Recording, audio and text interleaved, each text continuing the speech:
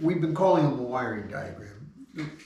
What we're working with here is a schematic, okay? And the difference is that a wiring diagram shows you how the wiring gets routed. So here's a typical one you guys may have all seen. That's the wiring diagram for a typical washing machine, okay? And you can see that it shows all the devices and how the wires are routed. What it doesn't show you is how the process works. In other words, there's no indication of like the flow of current through the system.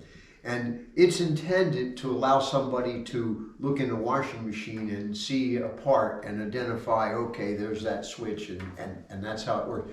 But wiring diagrams in general are about how wires are routed. They talk about what color they are, where they go, and the harnesses they go in and things like that. But we're not working with a wiring diagram. We're working with what's really called a schematic. And the purpose of a schematic is to show you how a circuit works, not how it's wired. Okay, and you say, well, what's the difference? Well, in the case of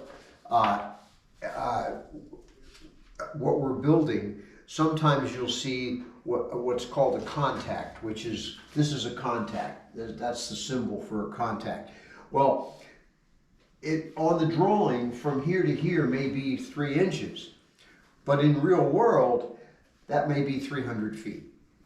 So it doesn't show you that this contact is someplace entirely, away from where you're at. It just simply shows you that's how the circuit works, okay? Now, a key thing with wiring is that in order for electricity to flow, you have to have a continuous circuit. And so what that means is electricity won't flow just off into the open. So the convention with wiring diagrams is a power rail, okay? And so you have power come on the left side of the drawing.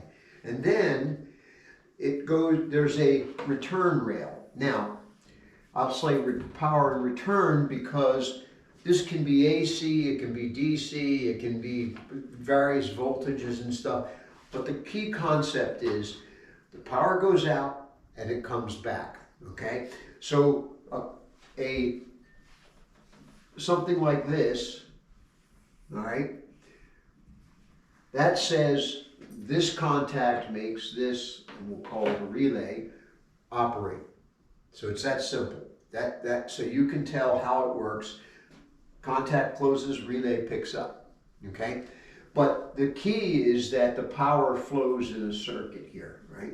It has to go around. You have to have a complete circuit. You can't have anything that just ends on this side, okay?